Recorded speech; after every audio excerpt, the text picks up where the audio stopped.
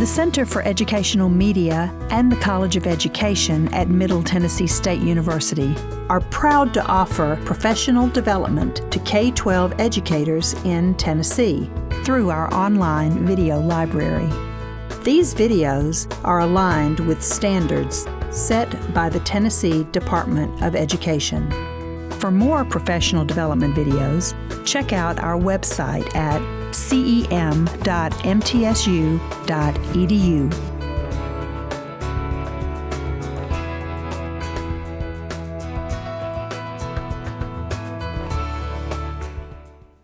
All right.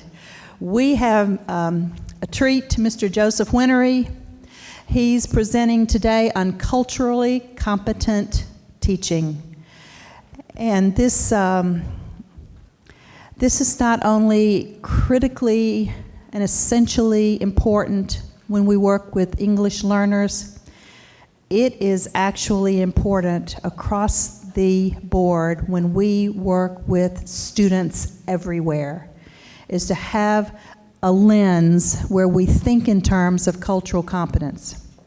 So Joseph's going to talk on that this afternoon for this plenary, and I'll let him take it from here.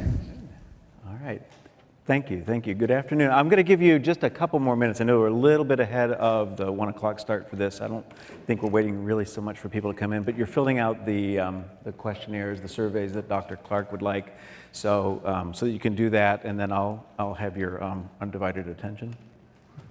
I'll give you a couple minutes. But if you're finished with that, go ahead and, I don't know if the QR code is big enough, but you can try to see if that would work if your device to take you to a folder where I've been placing the items, like, for example, what I talked about yesterday. I'm going to review those again today.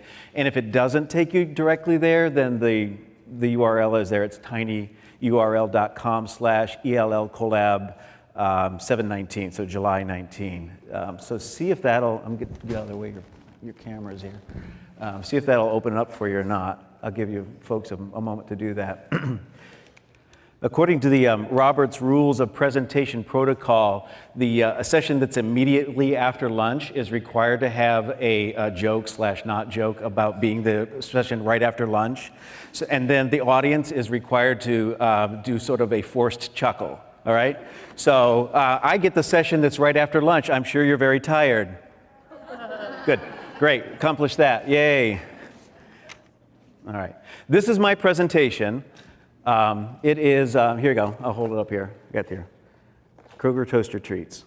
Because I thought about, for example, the folder that I've shared with you. That's this box of toaster treats. Because oddly enough, products like this, in really small writing somewhere on the packaging, have this, serving suggestion. It's a box of toaster treats. You kind of have two options. You can open it and eat them right out of the little foil package, or you can put them in the toaster and you can eat them that way.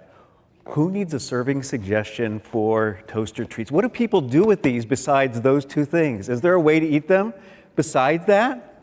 There is? Is it like you dip them into some Sweet Baby Ray's barbecue sauce, maybe, and then have that? Or a nice little light coating of wasabi on top of the blueberry frosted one? Meatloaf sandwich? I don't know. What is it that you have to do with these that's that? So what I'm going to do today is give you a box of toaster treats. Actually, I didn't bring enough for everybody, as it turns out. There's only 8 in here, and I just did a real quick count, and it's not gonna match. But my folder that I've linked on there for you is sort of the box of toaster treats. You can use it as it is, or you can use it and do something else with it if you would like to dip it into some sauce or modify some of the things. Actually, I believe everything that's in the folder, hopefully I've said it this way, you will only be able to either download or view a copy. If you're just doing it online, you won't be able to manipulate the things that are in there directly. And that's to prevent actually everybody from manipulating it directly, because then it would be a big mess. So you're welcome to download things and make use of them. And if they don't work, you can give me a call or you can email me. So consider that your box of toaster treats with a serving suggestion of you can do with it as you like on there. A little bit of background about me real quick. I'm from Williamson County. We live in Franklin, and this is my wife and myself and our little one, and we have a 2-year-old. So I know a question pops up in people's minds when they see me, and then they see that I have a 2-year-old. So I'll just go ahead and answer that for you just right up front here. No, it really wasn't that difficult for me to get back to my pre-pregnancy weight. There might be another question that people have when they see that I have a 2-year-old, because I kind of fit into a certain demographic, let's say. And it's wonderful. It's so fun to have a young family. Again, actually, in my case, and it is wonderful. She just turned 2, Maya is her name, and she turned 2 almost 4 weeks ago, the middle of June, when we were in Argentina for our break. That's where my wife is from. And so she is on the verge of, well, she's been developing language since she was born. She hasn't said anything yet, but she's getting there. She's going to be bilingual. She is bilingual because she knows everything in both languages that Mom and I say to her equally well. She doesn't expect one parent to say something and have to turn to the other parent to find out what that is. She's doing wonderful for that. So there may be some delay in her production because of that, but we're fine with that because she's perfectly comfortable with what that is. So I am super thrilled to be walking through this with her. And I'm really looking forward to a day, not too far from now, when we get to have a daddy-daughter dinner date. We'll go to a restaurant, and Maya and I will be there, and she's going to order from the kids' menu.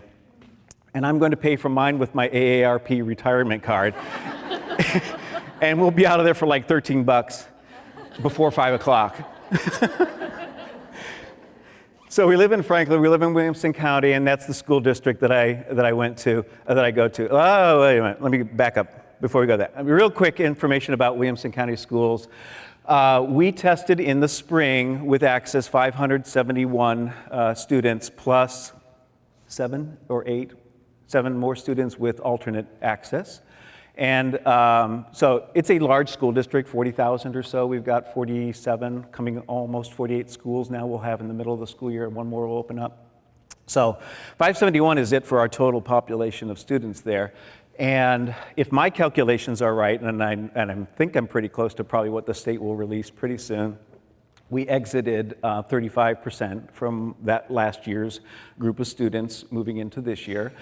Our numbers grow every year, so if we've exited 35% of our kiddos, we will have that plus a few more that will come in this year. So we kind of keep pace with that, but it is a growing district, and lots of folks are moving into that area, and they're from all walks of life and all reasons for being here. And of the students who were here the previous year or the previous 2 years, there's a growth measure, as you know, the expectations for that, and we again, if my calculations are correct, we'll have had 62%, a little over 62% of our kiddos meet the growth standard. So that's just kind of put it in perspective. I'm not sure, what everybody's numbers look like in your districts, but that's kind of where we are. So we seem to do reasonably well with getting our students to grow towards proficiency and then moving them on towards proficiency as they go on. So let me go back here to the introductory slide. We're going to be talking about meeting the needs of ELs, and what I'm going to do is kind of house this in the framework of looking at the ILP. ILPs are all over the place in terms of what different products or versions people use. I'm just going to show you screenshots of the one that we have for our district and break it into different parts. Hopefully it will be something comparable with what you have in your district, the way it looks. It won't look the same, I know that, but just the idea of the different sections should be kind of comparable so you can kind of match it to that. So, and I'm going to put that together with a book that Joanne Runyon and Katie Barcy showed yesterday. I think Joanne was here this morning. Is she not here this afternoon? She bolted. That's all right. 6 principles for exemplary teaching of English language or English learners. This is from TESOL, their publication arm. It's a quick read. It's probably, it is not really intended for this audience, to be honest. It's intended for your colleagues who are in the buildings who are not as steeped in in the ESL world as we are, and haven't gone through the coursework and the programs and things like that, and yet a very large university type textbook kind of thing might be a bit daunting for that. This is a very good one to use. So I'm going to weave the 6 principles into this, but I'm not going to dig into all the depth that TESOL has for that. I'm just going to show how these things kind of merge and combine together. And I'm also going to I'm attempting to merge and intertwine parts of the WIDA framework with my presentation as well too. I get a little overwhelmed sometimes with all that WIDA has that's available. It's a lot, and you can kind of get lost in that download library with everything like that, and you're reading things and you read some other thing later on, and there's a lot of crossover between them because they mention the same things, and they're very, very lengthy documents, very well assembled and researched and so on, but it can be a bit daunting. And then we have other things like this that the state has mentioned, like 6 principles of TESOL. There's a lot of commonalities among them. So rather than trying to throw a bunch of these at you as new things, I'm going to try to bring them together as here's what the principles say, and actually that's a lot like what WIDA says anyway, and so kind of put those together because you can get buried and overwhelmed by this, and that's not the point of what we need to do here when working with our English language learners. I do have one interactive piece to do right now and a little bit of a semi-interactive one to do later, so I'm going to ask your cooperation for that. It won't be very elaborative. Hang on. Trying to figure out where you're back. All right. Again, if you could, on a device, or if the device doesn't link directly to this, go to the URL that's at the top. It's www.menti.com. And when you open that, you will add a 6-digit code, which is 263805. This is an explanation screen here of what you will do next. If you don't do it on a device, that's fine. Please just turn over a piece of paper with a pencil or a pen and write something. You're not going to have to share this out. The reason I want, if you can do it online, is we'll be able to see the folks who respond. This way you'll see it on the screen here. It won't identify who you are. It's not a quiz or anything like that. But you're going to see a slide, and at the top of it there will be a single word, and this is an example one. And you will have a box then on that screen where you can type in something on your own. Look at the word and type a sentence. You'll type 3 sentences or 2 sentences. Type a sentence that show that word in context. For example, I picked the word mean. And the first thing that came to my mind is, what's that mean? So I would type that in. That just shows an example of that one. Then I thought about the word again. And I realized, there's another way to use that word in a different context. So I'm going to type another sentence, and that is, Mom, he's being mean to me. And so there's the second one. Oh, I thought of a third one now. There's another way to use that word, and that is, I grew up on the mean streets of Cleveland, Ohio. No, actually I didn't. I grew up in a western suburb of Cleveland, Ohio, and it wasn't very mean at all, but it's just, there's an example. So try to think of 2 to 3 ways to use the word that'll be on the screen there. The folks that are able to do it are doing it on a device or on their laptop. Those will display for all of us to see here, but it won't identify who you are, who did what. If you just have it on a paper, that's fine. You'll be able to compare with what other people have done there. So here it is. First one. That's the word, table. So whatever pops into your mind, it doesn't have to be a question, it could be a sentence. Just use the word table in some kind of context. And as you're typing and adding them, they're starting to appear on the screen here. Put my bag on the table, let's table this conversation. Add more than one. If you think of another one and you haven't seen it up here on the screen yet, it's scrolling, or it will scroll down. I mean, I'll scroll it and you'll see it more in a minute. Okay, I'm going to start scrolling through because we're getting into the 80 people or responses that have been there. Cool. All right. Good. We've got over 100 people. Keep going if you got something else there, especially if you've seen if you haven't yet seen a word, the way the word might be used in a different context. I'm just going to scroll right back up, back down once more.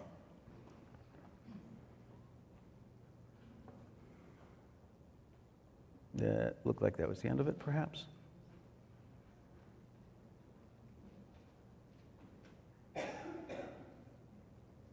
Wow, got a lot of people. Okay, great. Next screen is going to show another word now. It'll be a different one. I'm not sure what all the blinking is going on here. Lots of examples, though. Great. Next word, face. Same thing. So think of a sentence, then another sentence, if you can come up with a different way that it has a different meaning, and maybe a third one. And wow. That was quick. Okay, I'm going to start scrolling through.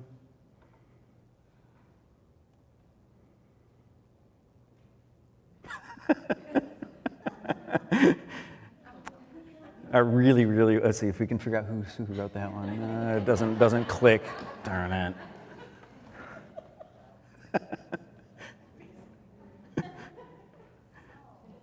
Wow. Yeah. Cool. All right. All right, let's get an even 100. There we go. Okay, got about 100 in there. That's great. These are excellent examples. One more. We're going to do one more. Gross. The one with the zit on the face, you can kind of follow up with that one if you want.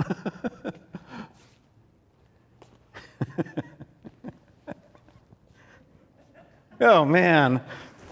This is right after lunch.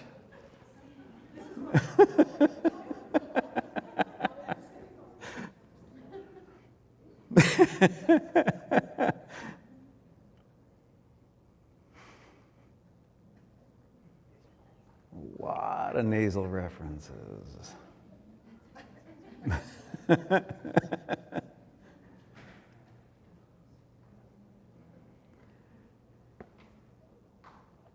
You folks aren't much different from the kids, are you?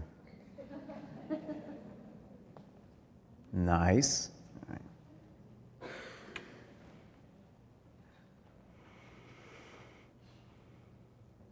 So let's go back. We started with table.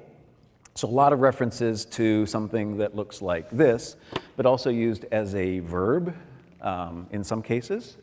So some very basic kinds of things that would identify something as an object, up to more elaborate things. I didn't have one in mind, but table the issue until the next meeting.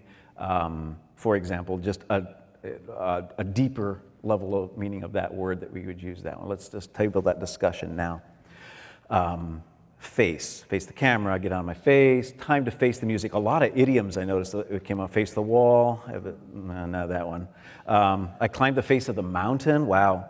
All right, lots and lots of different examples of that one.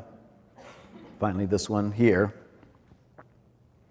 with multiple meanings of growth. So all of these words are polysemous, meaning they have multiple meanings. Obviously, you were able to come up with some things pretty quickly there. And if you were writing them on paper, you probably came up with some things that are similar to these as well. So here are these are the first three words that I put up there: table, face, gross, and so on. Take a look at this list of 25, 6 words or whatever that is. What do you see that's in common among these now that you see them in a like a little bit bigger picture, more than 3 words that look like kind of 3 random words? What do you notice about these words that may not have come to your immediate attention when you looked at just 3 of them? They're all math words. They're all math words. Out of the yay! Raise your hand, be honest. If you were typing or you wrote on a paper for one of those first those three words, table, face, or gross, if you feel like your sentence or the way you use that word would have been used in a math class that way. Yes? One of them out of all of these people, we had 300 or so. You had 2 of them that are on there. Do you normally work with math? You like math? You kind of agree? Is there a particular reason that some of you came up with a math one that was just, those of you who raised your hand, is there a reason? Like, yeah, I work with the students. We do like a lot of math things, so it's kind of on my mind a lot. That just popped into my head because of that.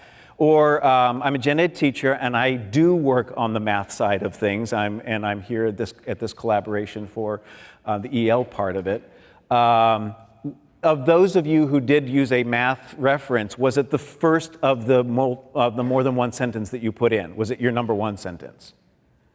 Yes, a couple of nods, not very much. So my point is that pretty common words, and all of these are really common words, obviously, are all used in math class. And yet, I didn't tell you that that was the purpose of it, and that's not the context of what we're doing here today. It has a lot to do with that, obviously. But that's where our ELs have some struggles, obviously, is that when they are newcomers and they come into our classrooms and we're working with them, all of these words, almost all of these words, for the first time that they learn them, is going to be something concrete, something that they can manipulate, something that has to do with their daily life, because that's the most common way that they're going to use that. And so I'll give some more examples of this a little bit later in the presentation with some illustrations to it. But I think you can see that what happens with these students is then they've learned this word, this concrete item with us, and then they go into all of the content and they're back to their gen ed classroom teachers and work with them, and the word is used there, but the teacher just assumes that everybody knows what the word means in my lesson. That's the way we use that word. That's the way we use face in here, because we're talking about geometry, and you have already learned that word back in the earlier grades of school. Well, yeah, you did, and you probably learned it in your own language as that word face, but yet that doesn't mean that that's a cognitive that works with us in English too. All right. So that was a little bit out of order of what we want to do. So today we're going to look at things like, what do we want each student to learn? And how will we know when each student has learned it? And then how will we respond when the student experiences difficulty with that learning? So that's kind of umbrella questions, not specific items that I'm just going to give you like these answers for, but just sort of wrap it into an umbrella. And then some areas of focus are instruction and assessment in the content area. So I want to dig into that by using that ILP and some of the other resources that we have and look into how do we pull those things together. Collaboration and co-teaching strategies. And then towards the end, and this may be just something that's linked and it's there for reference, but also talk about observation, evaluation, improvement, us as professionals. So when your administrators are walking in and watching your lessons and they're doing their observations, and then they're going to sit down and talk with you about how that went.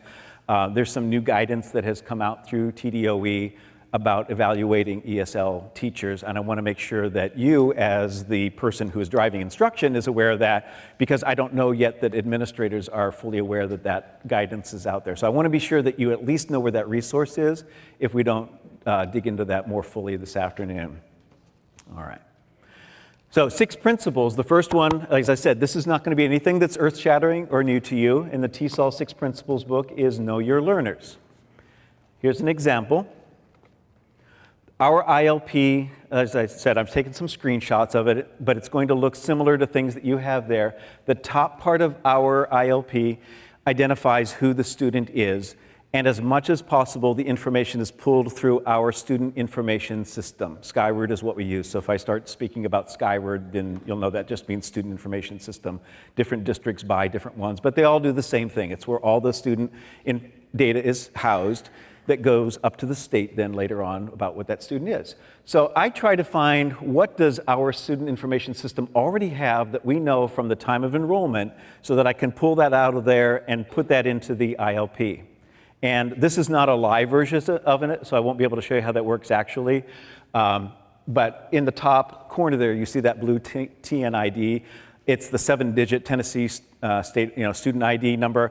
When the teacher types that number in there, it puts all of this that's on here that you see on the screen. So they don't have to go hunting for what's the child's date of birth, grade level, and things like that. What is the child's identifying language for the reason that they're in ESL? So you can see that's on there. I've also set it so that it has this year's course codes ready to go. So this is a 4th grader coming into 4th grade in August. And because the student's access score, you'll see in a second here, is above a 3.5, but didn't exit, the student is going to be in the support level, and that's this G22X01, blah, blah, blah. And it has the description that's put in there. So that stuff populates automatically in there for people that need to know that. You'll see a few lightly shaded boxes that are on there. Those are drop downs. You can see the arrows. And again, this is not an interactive one to show you what that is, but it identifies the student's language as Chinese. It's fake student, by the way. We don't really have a student named Random Sample in our district. From China, anyway. But the identifying language is Chinese, and then it says the L1 fluency and the L1 literacy. We don't track that in enrollment. We don't ask, for evidence of that. But as ESL teachers, you come to learn that over time, pretty quickly, whether the student is fluent in their original language and or literate in their language. And that can really make a difference in terms of your communications with classroom teachers about how is a student going to be a reader in English when they never really solidly learned reading in their own language, so they are learning reading for the first time. Things like that. So the drop down shows 3 basic categories: proficient, help me out here, my folks from Williamson County. It's limited, something in limited. For example, just, already fluent in that, kind of on the way to that limited, or none at all. I think there's 4 categories that are on there. So I know that the child's background is Chinese.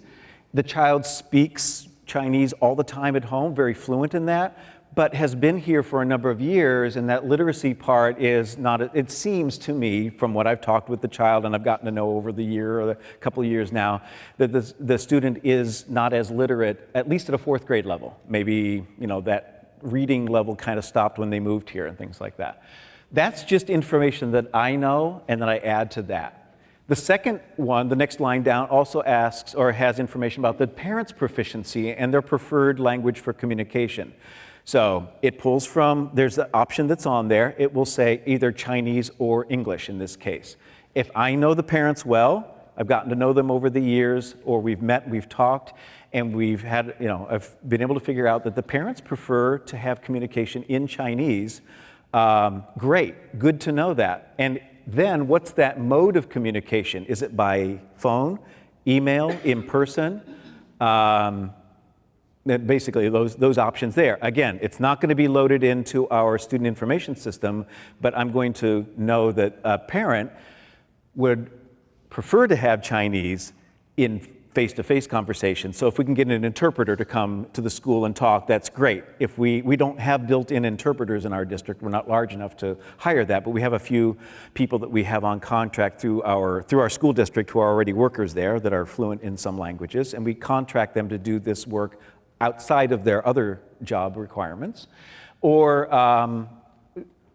if the parent is okay in English as long as it's through a written communication, like an email, so that the parent has time to process that. They will respond to that as long as we kind of keep that English within a range of that parent's proficiency, but they do prefer to have their communication in English. So all this kind of stuff we can add in there and then put on there. So the services, is it pull out, is it push in, is it course for high school, is the student wavered, so the student is not getting my direct services, but that is going to have to be provided by the classroom teacher. Those are the drop downs for the services, and the duration is an hour daily, less than an hour daily, and then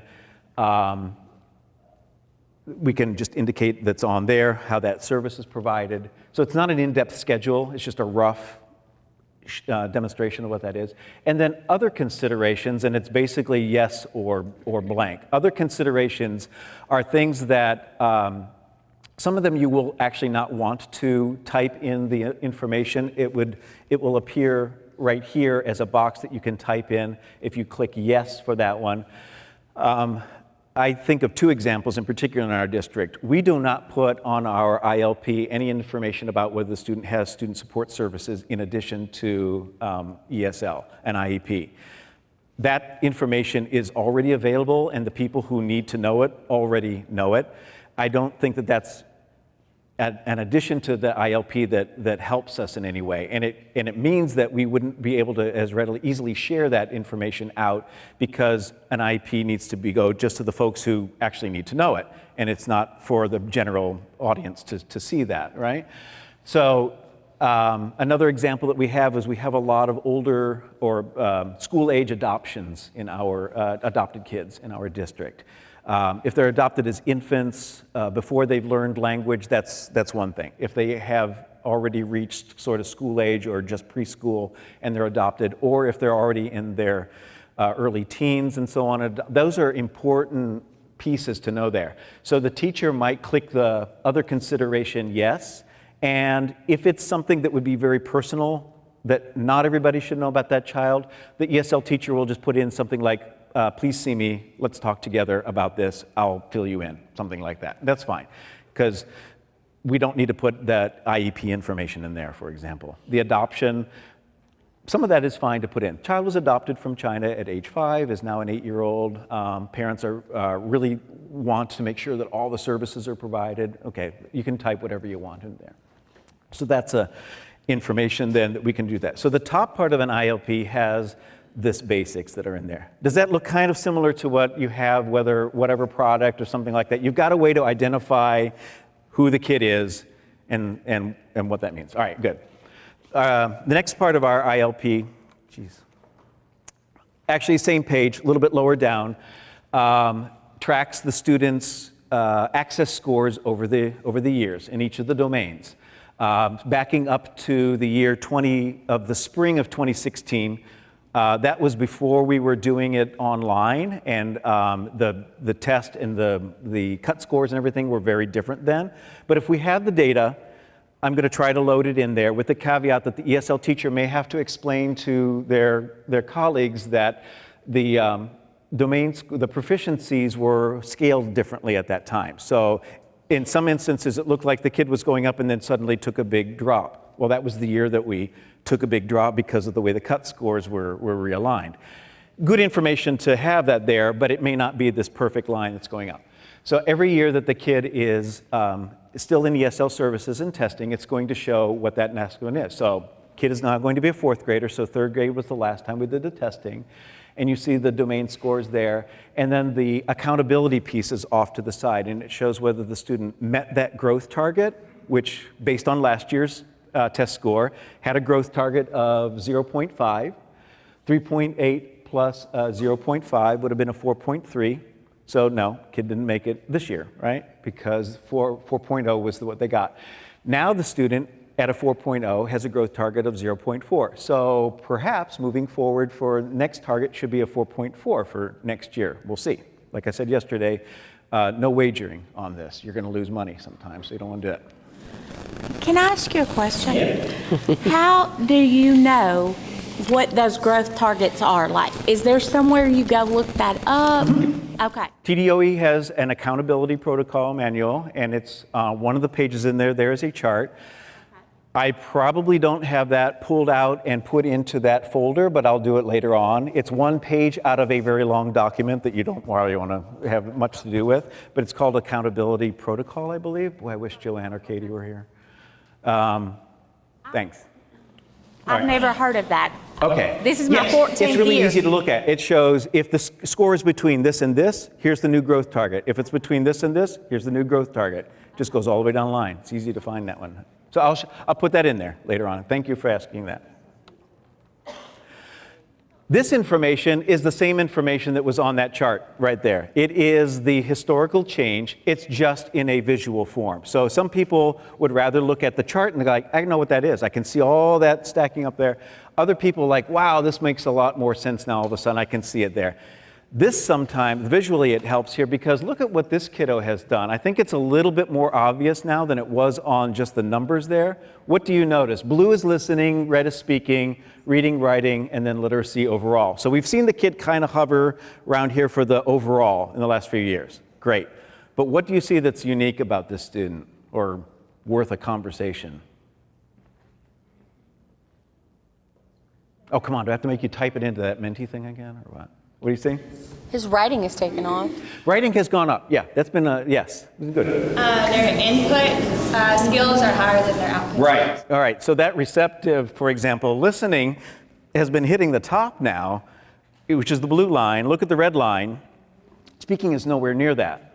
Okay. So there may be a particular reason for that the student is has this big of a gap between that listening. Now we know the speaking stinks. Can I say that in like a nice way? But that's really unusual, I think, right? So what, for a classroom teacher who's getting this child as a fourth grader, kid comes in, that kid is not going to be participating in class fully. What's the teacher going to assume when the student doesn't respond orally like you kind of expect for a kid who's been in ESL now for 3-4 years? Probably that his proficiency is pretty low, like a 1 or a 2, just because that response isn't there. As the ESL teacher, I can sit down with a teacher and say, look at this. That kid is going to listen and understand what you're talking about in class pretty much like everybody else. You don't have to adjust your rate of speed. You don't have to speak louder. You don't have to do those things that, like that. The kid is going to understand things. But when you call on him in class or her in class, you're not going to get the response back. And you're going to kind of think, well, the language isn't that is developed there. Now, there may be some other underlying reasons why the student's speaking is not nearly as, that productive part is held back. So let's talk about that. So I think these charts kind of help pull together visually for people to see patterns and exceptions. And then this is similar to the one that I shared with you yesterday, and I'll go back and share that at the end of this presentation of how that works. When you put in the child's grade coming up for this school year and their access score from this past spring, and if you have the access score from the previous year, you can put that in there, and it will map out a graph for you for where this child is going. So ours does that now automatically. It's just in the ILP, but this is the way the student has actually met growth or has moved towards proficiency. The orange line here that rises sharply or slightly, is the exit criteria. And again, at the end of this school year, that should go up to 4.4 from the current 4.2, pending board approval. And then the red line is that target. So ideally, if the student makes growth, they're going to hit this one. So this student has been kind of skirting below that a little bit, but we can see that there is a trajectory towards exiting. It just is taking a bit longer for this particular kid.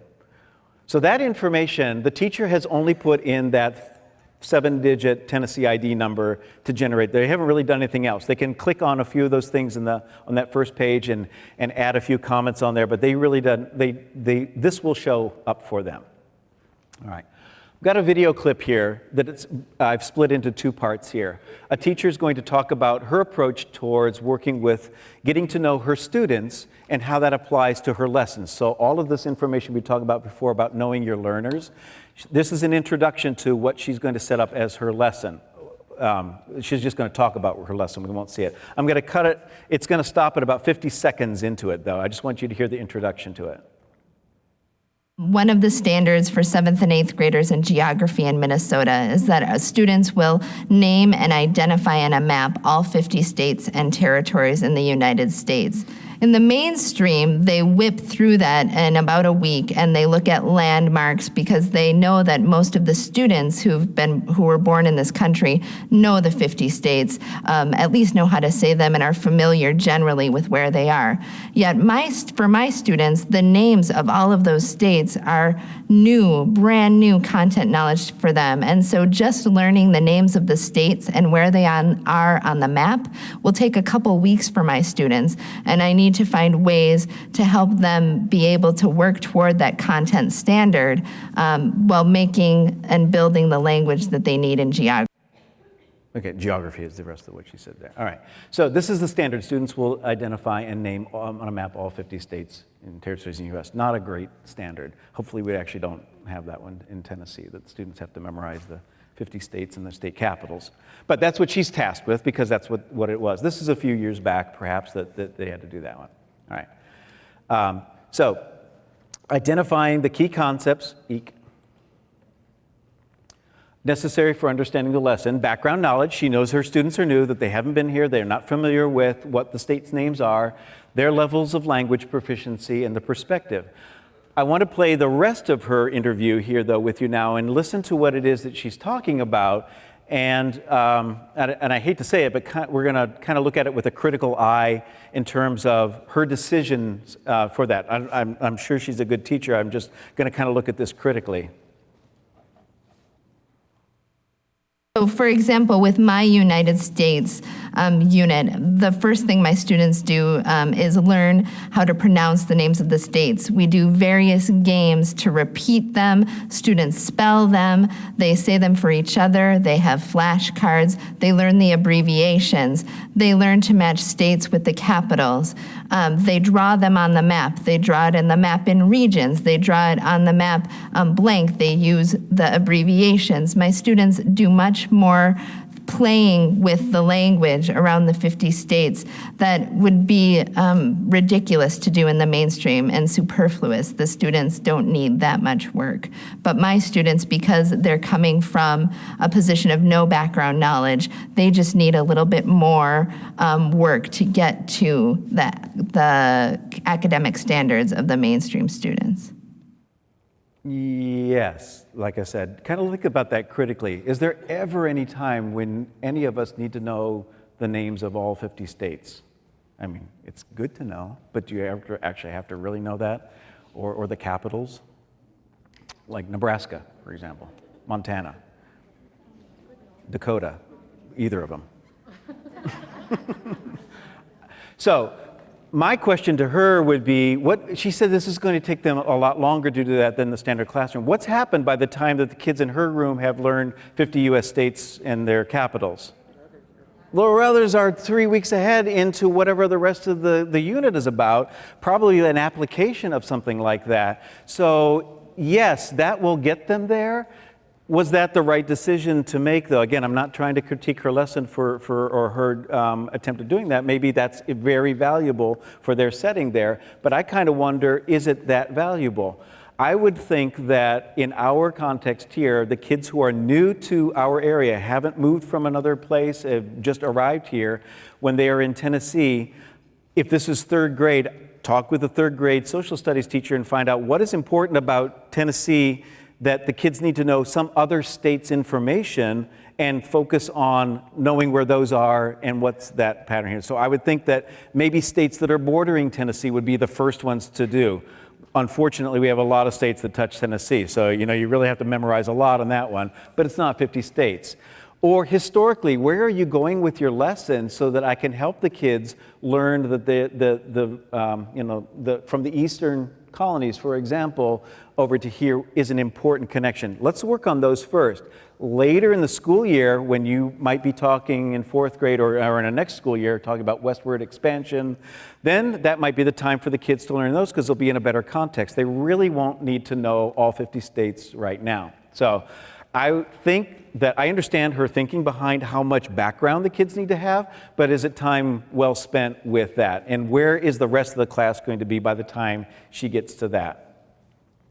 So I would look at it something like this. This is an example, pared down version of a scope and sequence that we have in our district. I picked fourth grade science from first quarter to fourth quarter.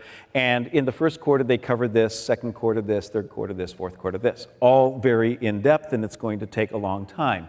As I look at that, and I have my newcomers, and they have very limited English, this is going to be daunting. In the first 9 weeks, weather, atmosphere, and earth, and cells all within 9 weeks, so that's about 3 weeks each. That's a lot of information that's packed in there.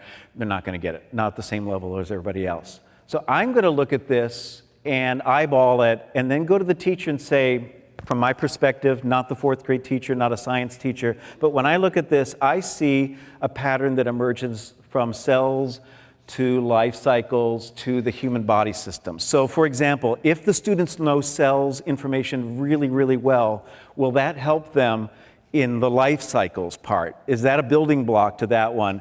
And then we have third quarter where we can do things. We're not just going to take a break there, but then in fourth quarter, will all that feed into human body systems? Am I on the right track with that? So in other words, if we spend more time on cells in the first 9 weeks than the other two, not at the exclusion of them, but just more time with that, is that going to help you with your instruction in quarter 2 and then eventually in quarter 4? And then, well, I also see here, perhaps, because we're not going to just spend 9 weeks on cells, I see another connection between atmosphere and earth and maybe universe in quarter 3. So if we do a lot of cells, work heavily on that, work somewhat with earth, atmosphere, knowing that you're going to be talking about universe in the third quarter, Can we do that? And then can we recycle and go back and pick some of the things as the student's proficiency is building up? Is there a way to work weather into that, for example? And then when we're in quarter 3, can we, if their proficiency has been building up, can we pick up on some of those ecology adaptations that might lead into quarter 3 and quarter 4? So kind of stagger things like that. So I don't want to make that decision on my own because I don't know the curriculum well enough and I don't know what the teacher says. Of course, content teachers are always going to say everything's important. They got to know it all. It's going to all be on the test and we have to do that. But in reality, they really won't get to know all of it. You can skip the stone across the water maybe, but they're never going to get in depth of that. So take a look at pacing guide, scope and sequence, Tennessee standards, if whatever your district is using, and look ahead to what that is, and then have conversations with those teachers about what is the priority right now, and admit that some of these things are going to take a bit of a back burner. I know that's rough to say that to some teachers because they are responsible for teaching everything, but at the same time, your support for that student might be better, honing in on certain things, and that student is then going to nail some of those things later on in the school year. Yes? It would help all students. It would help all students? If it was connected like that, yeah. I mean, Yes. the old textbooks used to do that years ago. That's right. Everything was connected. She said it would help all Chapter 1 and students 2. And if those connections were obvious, like from the there. way it's doing, I mean, it's confusing even to, non-ELs. Right, because we look at in each quarter they're looking at it this way, they're going down this way, right? Not so much going across like that, okay? As I said, this is not the way our scope and sequence looks on our website at all. Williamson County Schools website, go there, the scope and sequences are there. I just pulled apart and looked at the main word that was kind of in there. Again, not being a 4th grade teacher or science teacher, but my eyes just kind of gravitated towards that. So that's what I would approach the teacher with and say, am I on the right track? Or tell me if there's a different way of these connections being made, that's great, but let's admit with our new students here, we're not going to get all this done. Create conditions for language learning. That's principle number 2. Another video clip. I'm going to split this one in half. These guys are going to do a presentation that is perfect for our English language learners absent one piece of it, and I'll let them explain it.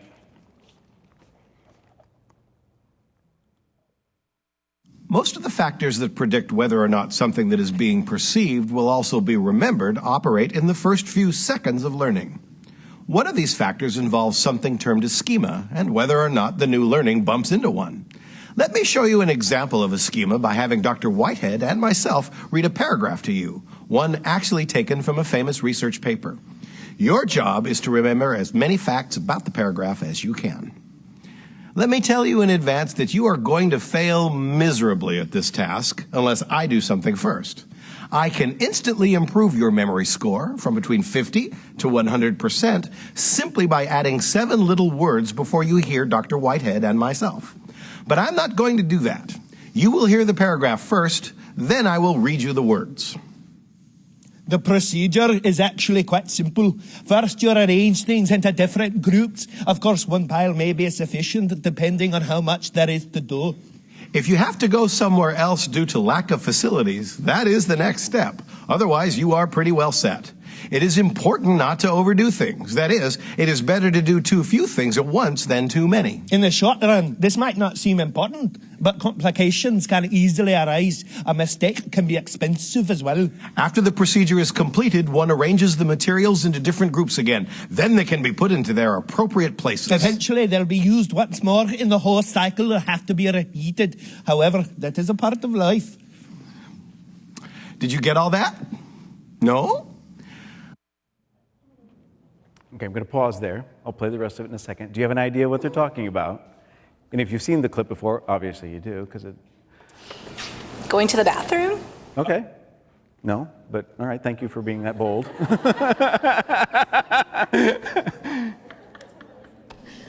I thought maybe it was storm preparation. Storm preparation, okay. Because of procedures, you're going to do that. All right. Guys, so you got some, either you have something in mind, like, is it that, or I have no clue what they're talking about here. Let us give you now the 7 magic little words. This paragraph is all about washing clothes. What that sentence provides for you is a mental framework, a way of organizing thoughts around some aspect of the world. We call such frameworks schemas, and you have them about people, situations, objects. This means something profound. Prior knowledge can disturbingly shape how you memorize and retain for long-term storage future knowledge. If a schema is triggered near the moment of learning, that learning is more permanent. Brainers! Okay. So, an example of what information was missing was crucial to many people's understanding of what that was, unless you've seen this before, or you just kind of picked up on the key words that were in there because they were all about doing your clothes, doing your laundry. But that schema is important. So how many times do we have our English learners in the classroom, in content classroom, where that schema is not as solid for those students? So the student needs to hear it more from the teacher, or a visual reminder, anything that can help trigger that prior knowledge, because the student has that. They know what, in our case, we know what washing clothes is like. We needed to have the words to identify that because of the way it was described was not our typical way that we would describe washing clothes. So again, an awareness for our content teachers, our colleagues about, wow, if you could just add a little bit more to this, you don't have to change your lesson at all. You can add a visual, you can add a reminder across the board here about what that is, and that may be enough of a hook, or it'll be more of a hook for your students to do that. And back to your point earlier, how many students who are not ELs are going to benefit from that as well anyway, right? If we got a lot of other kids in the class for whom an extra visual piece or something across the board, or that they can refer to a wall that has whatever's on there, that's going to really, really help many of those kids learn. So identify the content and the language objectives, introduce these concepts using simple language, and break the concepts down into their most basic elements, and keep the objectives visible to the students during the unit. So like I just said, anything that can help those students put a hook onto what the teacher's talking about, whether it be visual, whether it be something that's written, that's posted on the wall, or that they have in a reference notebook that they're allowed to look through and catch up with. All of those things are going to help those students connect to the next bit of content that the teacher is doing. This is an example out of our ILP of what I showed you yesterday. It's a bit fuzzy to read there because it was just a screenshot that's blown up, but it is on the ILP. When we put in the student's ID number, have the WIDA access score, so immediately this puts in the information about what the student's current performance level descriptors are in listening, speaking, reading, and writing. And the kid that Randy, that we've been using, has a listening level of 6, like we saw, and a speaking level in the 3s. Reading is 4 and writing is 3. So it just puts that information right in there. As of spring 2019, that's where this kid tested. And at the bottom of the page, the second half of the page, is the follow-up to that. Where is this student going? Listening is a 6, so that student has maxed out. So that just simply says differentiated instruction, and as you would for all students in your class, because the kid is capable of understanding what you're talking about. Speaking, however, needs that support at level 3 and moving to level 4. It's been a real struggle for this child to be able to produce very well on at least on the access test, and reading and writing and so on. So those are the next levels up. And if the student is really making good progress, then we've got those spiral-bound books from WIDA with the proficiencies in there, and we can break those down and open those up finally, get them dusted off or wherever you stored them, and show the teacher, well, here's the next one to go to now, because the kid is doing really well with these. So that gives everybody a shot of what has happened as of spring testing and where this kid is going for the first part of the school year now. This won't change until next spring's testing, though, so you have to be really careful that this part of the ILP up to now is very, very static. It doesn't have anything that changes about it because we have no more test information until the next round of testing. So an ILP gets dated pretty quickly as the school year moves on. So you don't want to get stuck in the kid's a level 3 with speaking. No, actually, you should be a lot higher than that. Principle 3, design high-quality lessons for language development. That's out of the TESOL Principles book here, designing high-quality lessons for language development. I'll show you another quick video clip here, about 4 minutes out of a much longer piece there. This is on the WIDA website. And so you can watch the whole video clip here. I want to show you the instructional part here because on the video, they embed which of the essential actions the teacher is addressing during this part of her lesson. And there's about 4 minutes of that where they kind of show the connection between her lesson and WIDA's essential actions. Not all of them, but just the parts that are part of that one there. And this one, it takes us outside of the presentation to do that. So it's on WIDA's website. It's in their library of resources. You do not need to log in to view this particular one. There. We are going to choose the character who is described. Is it Mercutio? Is it Romeo? Is it Juliet? Who is it? Okay, we're going to play the game again. You're going to tell your partner, because this is talking, so you have to talk to each other. You have a new partner. Okay, you have a new partner. You have to talk to each other. You're going to tell your partner which character is described, and you're going to use your book to cite your evidence. Remember? Evidence in Spanish is? Okay, you remember this? We're going to do it again today. But I have a new board, a new game board. This is your new game board. So for example, this one. He wants revenge when Tybalt kills Mercutio. He wants revenge when Tybalt kills Mercutio. So you say it out loud in voz alto, and out loud you say, he wants revenge when Tybalt kills Mercutio. I think Romeo wants revenge when Tybalt kills Mercutio. Okay? Then you have to find your evidence. Remember, you find it in the book.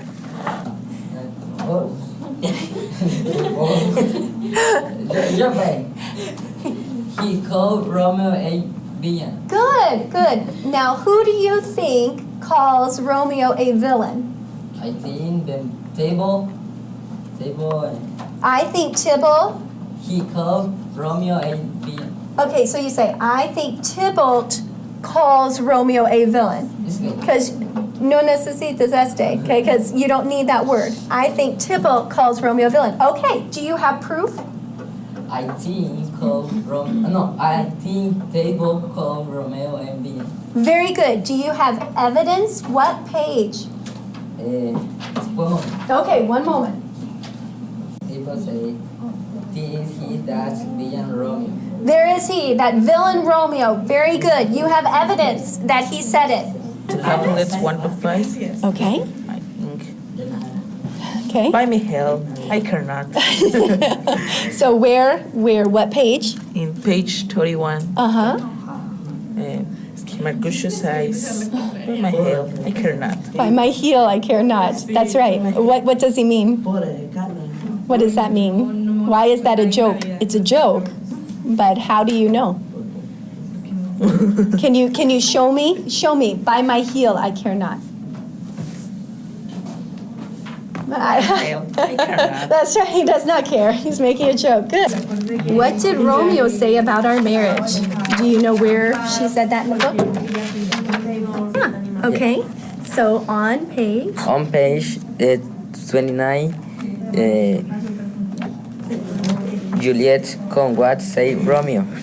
Juliet says, come, what says Romeo? And what does that mean? What says Romeo? What is she asking? What say Romeo? Yeah, can you say it in other words? And say it in Spanish. What does that mean in Spanish, in español? ¿Qué dijo Romeo? Yeah, what did he say? I think Romeo isn't happy because Rosalind does not love him. How's it going, gentlemen? On page. You said them all? I didn't hear that much. Okay, show me an example. Let's see. On page 19. Read the box out loud. Romeo says, you have dancing shoes with nimble soles. I have a soul of lead. Now look at number 2. What do you say now? I think Romeo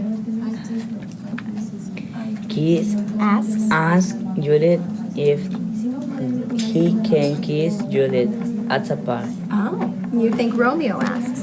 Now, you have to show me evidence. Evidence. I need proof, so you have to find it in the book. Where does Romeo ask Juliet if he can kiss her? So now look at the third one. You say on page 21. Okay. Okay. I like that because she's got multiple levels in that class, multiple levels of proficiency working in that class there. So some students are very capable of working independently once they know the task. I don't know what that board thing is that she's used. Maybe you're familiar with that. I don't quite understand how that works. But it's not the first time that they've used it. They're familiar with what the task is like. They're using it with different content now. But she didn't have to teach them how to use that. But she's obviously got students there who need a lot more support, and she's applying that to their language proficiency. She's got students that do work on their own then.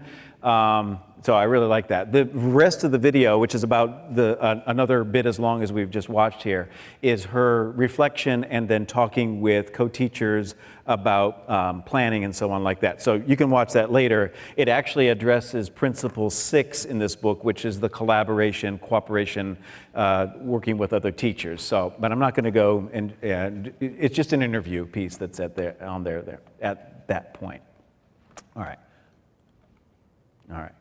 So identifying key vocabulary and academic vocabulary, this is what she was doing throughout that clip there, looking for problem areas. She knew that one student needs more scaffolding, needed a little bit more support, was there with him to help walk through those pieces that were on there, including signal and directional words, doesn't overlook the basic words, visuals and manipulatives whenever possible. Her lesson was very, very visually oriented, and she had, it was hard to see in the clip there, but she had actually 2 sets of objectives on the boards, and they were written in different wording because of the WIDA level. I think one said level 2 and the other one said 3 and 4, something like that. So same class, just you pay attention to these, you pay attention to these. Keep words visible, accessible to students, and remember to include lots of student practice. So that was a good example.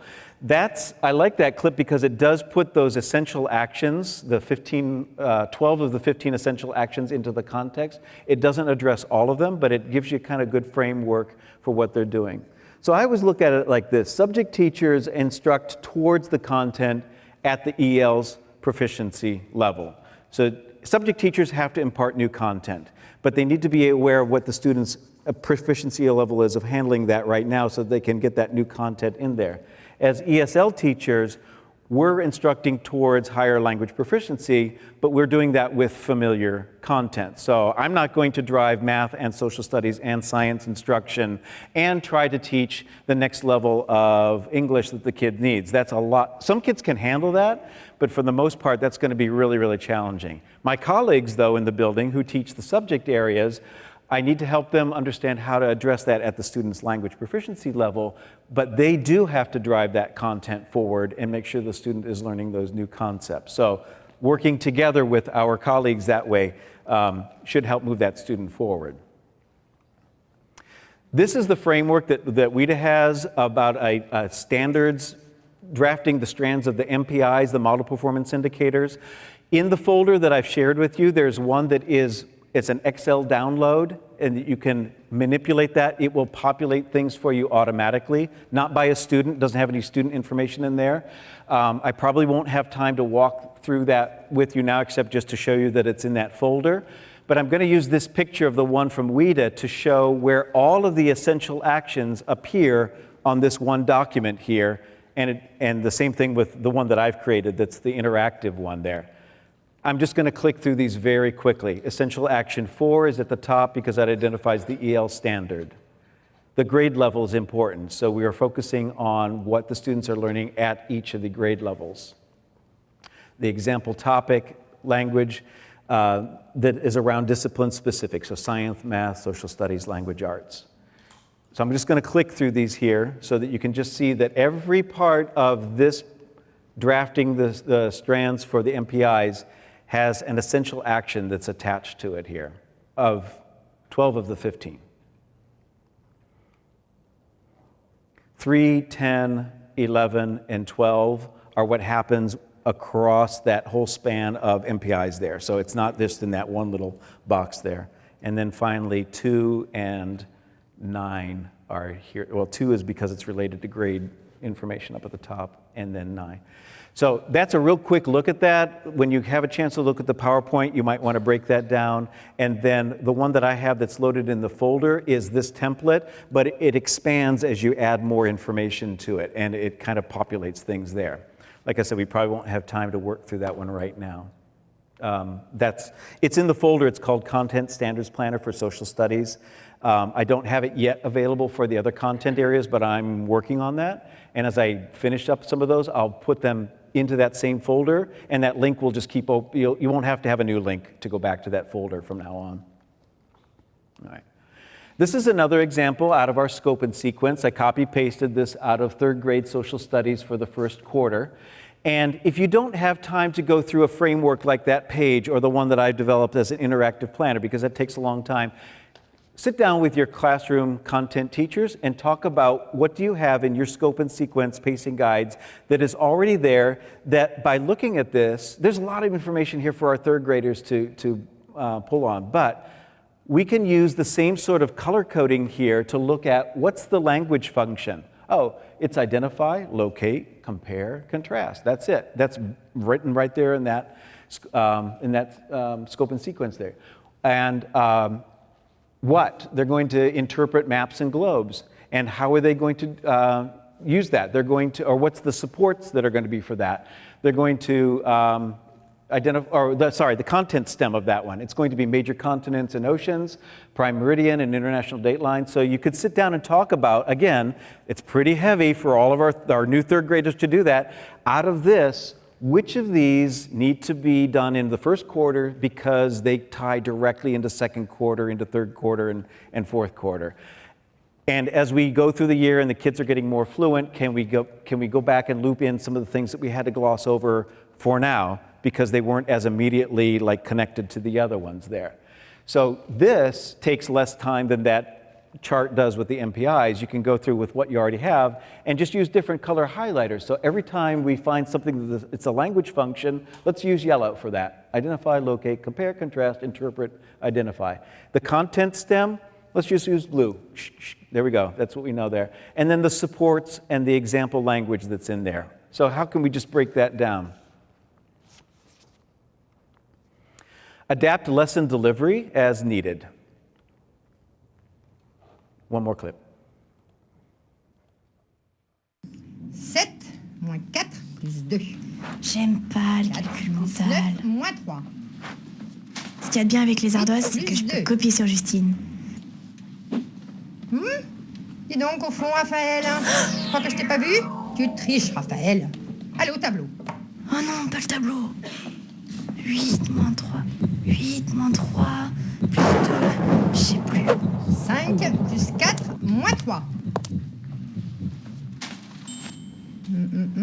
Oui, c'est bien ça. 6 plus 5 moins 7. Dis donc derrière, vous voulez une punition collective? 3 plus 2. Raphaël. J'attends, Raphaël.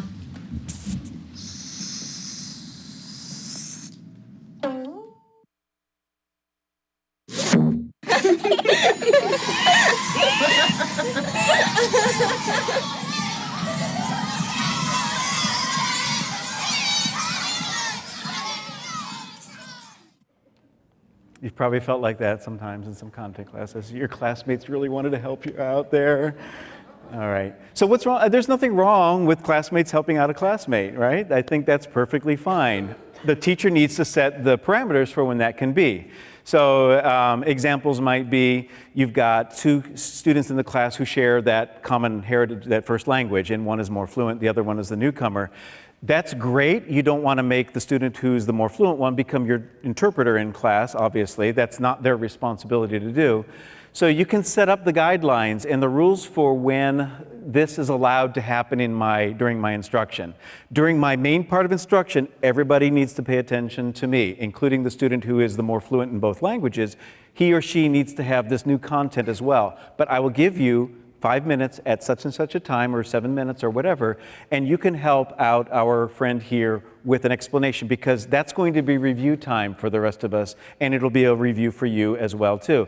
As long as you set up the rules and the guidelines, or your colleagues do in their classes, that's a good way to use a student who is more fluent than the others. So that's just an example. A student who needs to look up everything in the dictionary, or use the electronic translator or a word-to-word dictionary, that they get behind very quickly doing that because they're looking up every word. That's fine. You're going to do that. I want you to watch and listen to what I'm doing now, and I'll give you the set of words as we're going through that, but you're going to use your dictionary later for that one. Or you're going to use it ahead of time before we get going. Whatever it's going to be, you set up the rules for when is the good time to do that, because just simply shutting it down isn't going to really help that poor child, poor Raphael. I feel really sorry for him in math. I know what that was like. So identify multiple means of support, prepare to preview the text, prepare multimedia, visuals, related reading, enlist native language support when possible, and plan to include group work throughout the unit. So again, the teachers can set up the rules and the guidelines for when we're going to do that, and when the students can understand, like, oh good, I get to look things up, then I'll be able to do that when the teacher says that. Last year, many of us who were in the ILP trainings or in other contexts with TDOE saw the video clip of Moises from Immersion. Often Joanne and Katie and others and I showed just the part where he's in the math class getting ready for the test, and he keeps talking with his classmate next to him, and she helps explain things. And the teacher was not allowing for that to happen. In other words, he was trying to find out what was going on in class. The girl, however, also needed to pay attention to what the instruction was, because his math was strong. He was an excellent math student. Maybe she was or she wasn't. She needed to pay attention to instruction, but because the teacher hadn't built that into her expectations in the lesson, he had to find any way he could to talk with her. So that was an example of making sure that you've got that built in for their support during the day. Here's that example of table. Coming back to this from where we started towards the beginning of the presentation.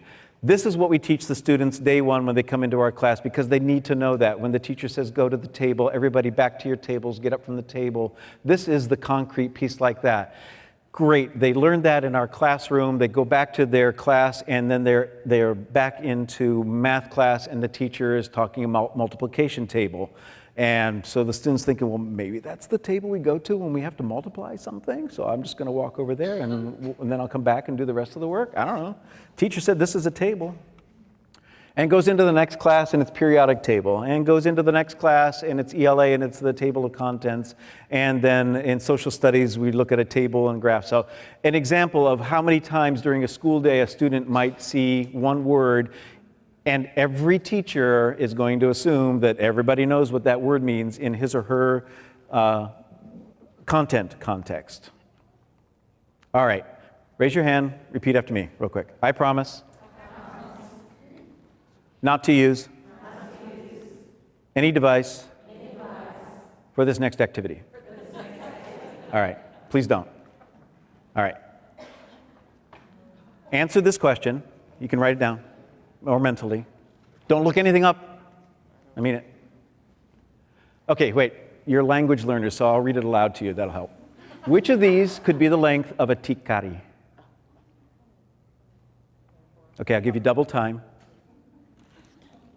All right. Question 2. I'll read it aloud for you. A leipomo has 46 piraka and 28 teitakaku in the ikunatapla. How many more piraka than teitakaku are in the ikunatapla? Which of these two questions can you answer? You can answer this one. I can answer that. Wow. There are way, way, way more words in this one than the first one that are probably not familiar to you. You can answer this one. How do you know the answer? So you answer, and then you have to justify your answer, right? So how do you justify the answer that you got? Because it says how many more. How many more than something. So you don't need to know the content words for this one. You need to know in English that when you have a how many more A than B, that's always a subtraction problem. The kids who can learn that, that's great. Later on, they might be able to learn that in Finnish, a bakery has 46 pies and 28 layer cakes in a display case. Great information, but don't really need to know it to do the math. But what language or what content teachers kind of have struggled with is that part of the language, and this is our function as teaching the language of math, is to help students understand that how many more means the difference, means this is bigger than this one, this means this, and your teachers are going to use all of these to mean subtract. And here's a set of things that mean add. We need to help our content teachers understand that if you're going to use a lot of these, and you have to because they're going to crop up in many ways, always go back to the one that you think the student already has. Like remind them, this is add. This one is add. And here's a little bit more. Here's another one here for you, and it still means add, and so on. Help them understand because they have to use these. It's going to crop up in the text and any other format they have here. Oh, and by the way, the tikari is a lollipop, so now you can answer that one. Did anybody speak Finnish by any chance? So I didn't let you use your device. So I didn't want you to use your device because in class, of course, a kid can look up something like that and start to figure that. It's not necessary for them to spend time looking up the words for bakery and layer cake and display case. That's a lot of time spent on the not math part of it that they didn't need to do. So again, you can say, put your device down, don't look it up. I want you to watch and see the how many more than part here. All right. Final part of the ILP is the accommodations and assessments, or accessibility and accommodations. Ours looks like this. R means the ESL teacher marks what I would recommend for the classroom teachers. The U means the classroom teacher puts that into use, and they can agree or disagree on that because it's really for the classroom teachers to decide whether that's appropriate for them to use or not. So there's a part with teaching and learning, environment and setting, assignments and reviews, formative and summative assessments. This changes throughout the year.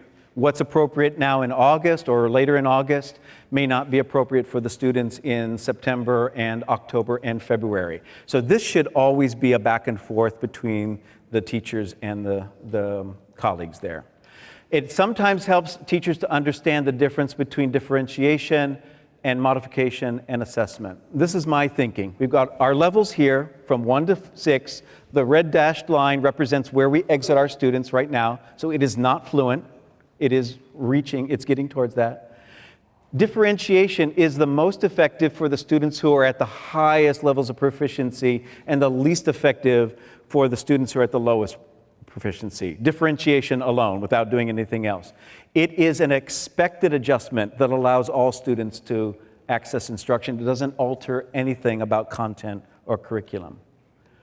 An accommodation is a particular ESL adjustment that enhances equitable access to instruction. It works the most effectively with the students who are in that 2 to 3 range, but less so as they are gaining fluency, and really not for the upper levels at all, but it still does not change content, curriculum, or standards. And finally, a modification, and everybody's, we can't modify. That means that they have to have a different diploma, and they're in kindergarten. Modification is an exceptional adjustment that makes instruction accessible, temporarily changing or reducing content and standards. It is not permanent. We're not setting these kids up forever to do that. But right now, we need to modify. We need to break this down. It is appropriate in a limited way for our lowest proficiency students, but I wouldn't use it for the mid-ranges and upper ranges. It doesn't need to be there for that.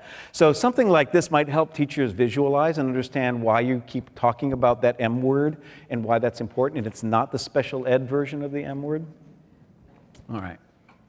I am going to skip here, stop here, and there are a few more pieces that are on there. I will wish you to have an inspired year. That's just a serving suggestion. And let me just open up very quickly the folder to show you what is inside that one, and then we will. So when you open that link, it should say July 2019, and inside there you will see these resources. These are the ones that I covered yesterday. The Content Standards Planner is the one that you can click and create MPIs. And then here are the pieces down here that have to do with the ESL guidance for evaluations. After we're done here, in just a few minutes, I will upload this so that you can see the actual PowerPoint in there. Right now, it's not visible for you, but it will be. I didn't leave any time for questions, but I hope that's okay. So have a great afternoon and rest of the conference, and we'll talk to you later. All right? Thank you. Thank you, Joseph. Wow, the folder, what a gift from Joseph to you. So thank you, Joseph, for this You're welcome. presentation.